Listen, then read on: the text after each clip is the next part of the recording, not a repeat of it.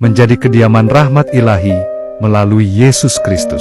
Kesatu, cara menjadi kediaman rahmat ilahi. Rahmat ilahi adalah kasih karunia Tuhan yang cuma-cuma, dan jalan satu-satunya untuk menerimanya, serta menjadikan diri kita tempat tinggalnya, adalah melalui Yesus Kristus.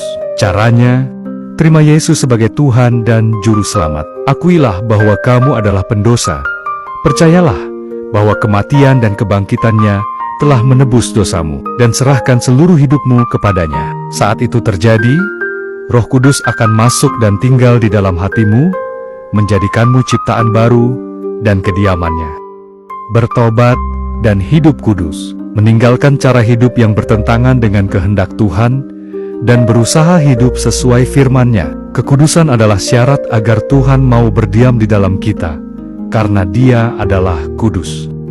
Tinggal di dalam Dia, seperti ranting yang harus melekat pada pokok anggur, kita harus terus bersatu dengan Yesus melalui doa, membaca Alkitab, dan taat kepadanya. Hanya dengan begitu rahmat-Nya terus mengalir dan berkuasa dalam hidup kita.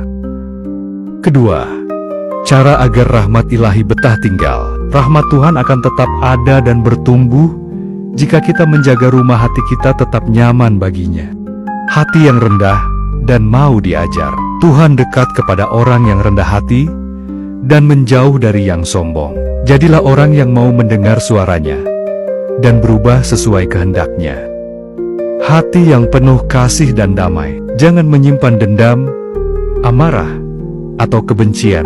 Hati yang penuh kasih adalah tempat yang paling disukai oleh Roh Kudus, karena Allah itu adalah kasih. Selalu bersyukur dan memuji. Suasana hati yang penuh syukur dan pujian akan membuat kehadiran Tuhan terasa semakin nyata dan kuat di dalam kita. Menjauhi dosa dan hal-hal yang tidak suci. Dosa seperti asap yang mengaburkan pandangan dan membuat suasana tidak nyaman. Jika kita terus berbuat dosa dengan sengaja, rahmat Tuhan bisa menjadi tertutup atau kita menjadi keras hati.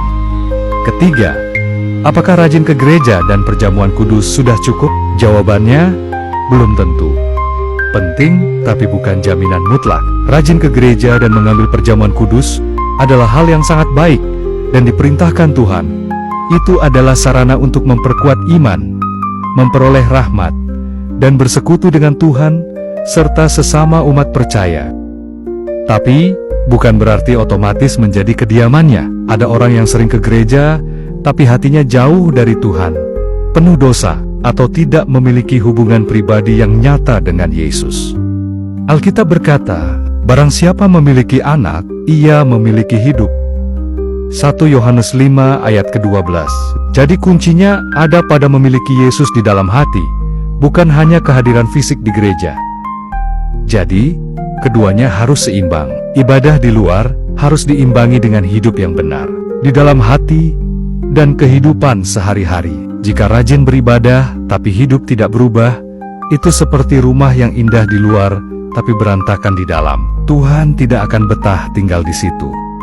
Nasihat spiritual. Rahmat ilahi bukan seperti tamu yang datang sebentar, tapi seperti penghuni yang mau tinggal selamanya. Jadikan hatimu rumah yang bersih, hangat, dan penuh kasih. Jangan hanya memoles bagian luarnya dengan ibadah rutin, tapi bersihkan juga bagian dalamnya dari segala keinginan duniawi dan dosa. Ingatlah, Tuhan Yesus sudah membayar harga yang sangat mahal agar kamu bisa menjadi tempat tinggalnya. Maka, jagalah kehormatan itu dengan hidup yang saleh, penuh iman, dan selalu mengasihi Dia. Biarlah setiap hari Dia merasa betah dan senang tinggal di dalam hatimu. Amin.